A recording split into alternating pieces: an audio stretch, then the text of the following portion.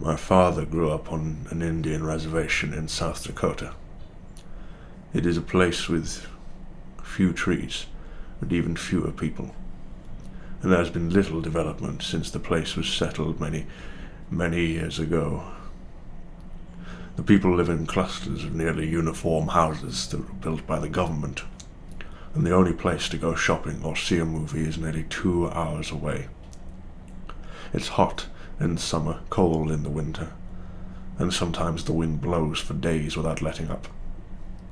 Even now, the people there have to be tough to survive. You look out for your friends, you help your neighbors, and you don't forget your family. His grandmother died when he was very young, but he's told me that he retains one particularly vivid memory of her. It was winter, and they were at the house together in the early evening, when she was cooking in the kitchen while he played with a deck of cards in the front room. He can't quite recall what she looked like, but he can still remember the smell of the food that she was making that night. It's funny how memory works that way. His parents, grandfather, and two older sisters had caught a ride into Rapid City to buy supplies before the first big storms came through, so it was just the two of them. She went on cooking and he went on playing with those cards until he'd lost track of time and it was pitch black outside. There was a knock at the door.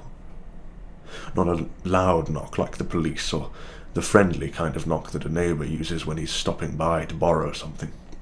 Just a slow, quiet tapping on the door. Tap, tap, tap, just like that. Naturally, he figured his family had made it back from the city, so he went right over to let them inside. Before he had a chance to reach the door, his frail, elderly grandmother grabbed him by the arm and pulled him away like he was a rag doll. "Never answer the door at night," she told him, covering his mouth so he couldn't say anything. He could feel her arm trembling. There was no more knocking, but my father couldn't shake the sense that there was someone familiar standing on the other side of that door, waiting to be let inside. When she finally let go of him, he asked her why she had stopped him. "Sometimes the dead try to come home," she said. There were tears in her eyes. His family didn't return that night, and there was no phone service, so they couldn't call. When they made it back the following day, he learned that his grandfather had died from a heart attack during the trip. My father never said anything about the knocking, and neither did his grandmother. It was like it had never happened. His grandmother wasn't the same after that, and followed her husband to the grave just a few months later. My father was 6 years old. It was much later when my father found himself alone at night during a particularly bad winter storm, the wind howling outside and the rest of his family stranded miles away. They had gone into the city that morning and wouldn't be able to come back until the storm let up and the roads were cleared. Eventually, the electricity went out and the only light came from the stove they used for heating.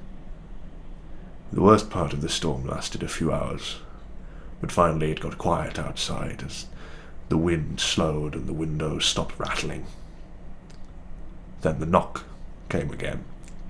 That same tapping at the door from years before, like fingers just barely brushing against it. My father couldn't bring himself to look out the window to see if anyone was standing outside. But for some reason he found himself drawn to the door, like he had to open it. It was only when he felt the cold from beneath the door on his bare feet that he stopped. He called outside, asking who was there. "It's me," came the voice from the other side of the door. "Let me inside. It's cold." He recognized the voice, since it belonged to his eldest sister. He had his hand on the doorknob when his grandmother's words came back to him, and the feel of her hand gripping his arm. "Never answer the door at night." There were many things he could have asked his sister at that moment. He could have asked where his parents were, or why he hadn't heard the car pull up when they were dropped off. He could have even asked why she needed to knock at all.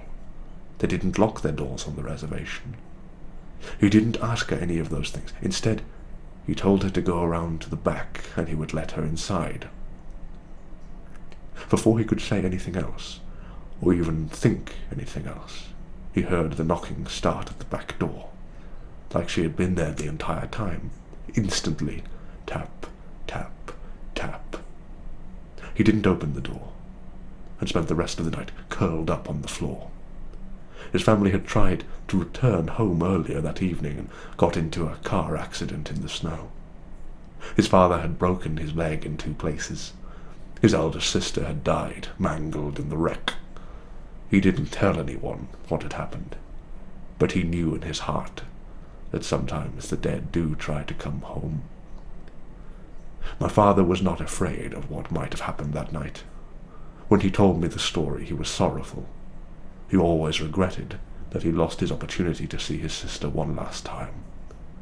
I know that's why he went home by himself and waited when my mother died. You don't forget your family. I know he heard that knocking on the door, tap, tap, tap, like he remembered from his youth. I also know that he forgot something very, very important. The fear in his grandmother's voice on that cold winter night, and the way she held him with all her strength. Never answer the door at night. When we found him the next day, the front door was wide open, and he had been torn limb from limb. There were no footprints in the snow.